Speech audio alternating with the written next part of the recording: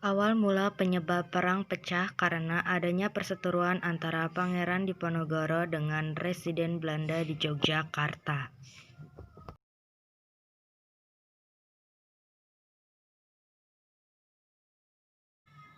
Perang Diponegoro juga dikenal dengan sebutan Perang Jawa, dalam bahasa Belanda yaitu de Java Oorlog. Perang Diponegoro adalah perang besar yang berlangsung selama 5 tahun dari tahun 1825 sampai 1830.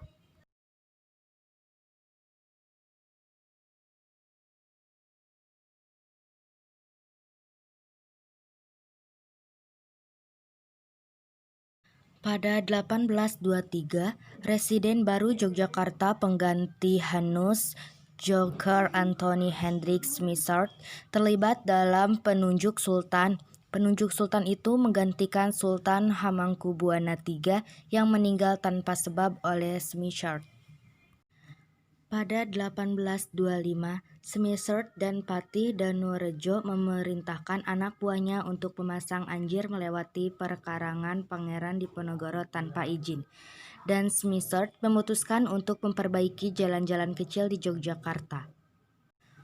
Pada Rabu 20 Juli 1825, pihak istana mengutus 2 bupati keraton senior yang memimpin pasukan Jawa Belanda untuk menangkap dan Mangkubumi di Tegalrejo sebelum perang pecah. Strategi dari Selarong: merencanakan serangan ke keraton Yogyakarta dengan mengisolasikan pasukan Belanda dan mencegah masuknya bantuan dari luar. Mengirim kurir kepada para bupati ulama agar mempersiapkan peperangan melawan Belanda, menyusun daftar nama bangsawan siapa yang sekiranya kawan dan lawan, membagi kawasan Kesultanan Yogyakarta dengan beberapa mandala perang, dan mengangkat para pemimpinnya. Sebagai pucuk pimpinannya, Pangeran Diponegoro didampingi oleh Pangeran Mangkubumi, Ali Basya Syantot, Prawirodijo, Kyai Mojo, Nyi Ageng Serang.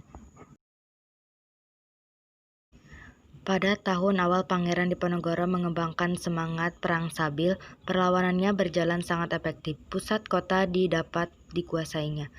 Namun pasukan Pangeran Diponegoro dapat ditahan oleh pasukan Belanda di Gowok. Secara umum dapat dikatakan pasukan Pangeran Diponegoro mendapatkan banyak kemenangan.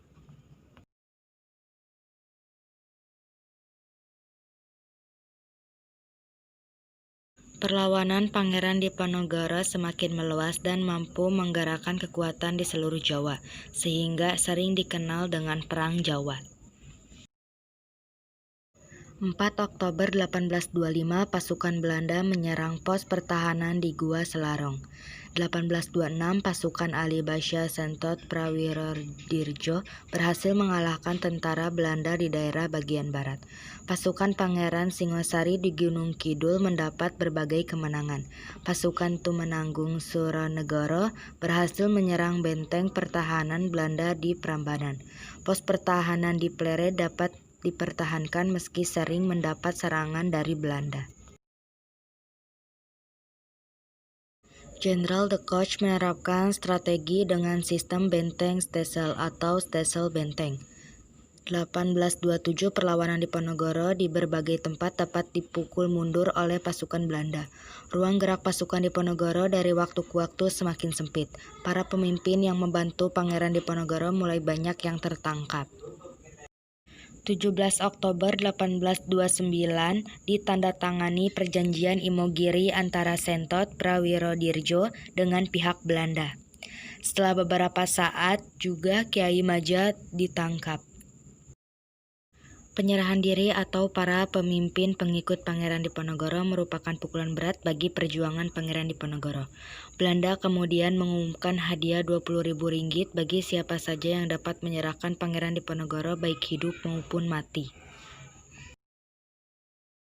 Jenderal de Kock berhasil menjepit pasukan Diponegoro di Magelang. Pangeran Diponegoro menyatakan bersedia menyerahkan diri dengan syarat sisa anggota laskarnya dilepaskan. Maka Pangeran Diponegoro ditangkap dan diasingkan ke Manado. Kemudian dipindahkan ke Makassar hingga wafatnya di Benteng Rotterdam tanggal 8 Januari 1855.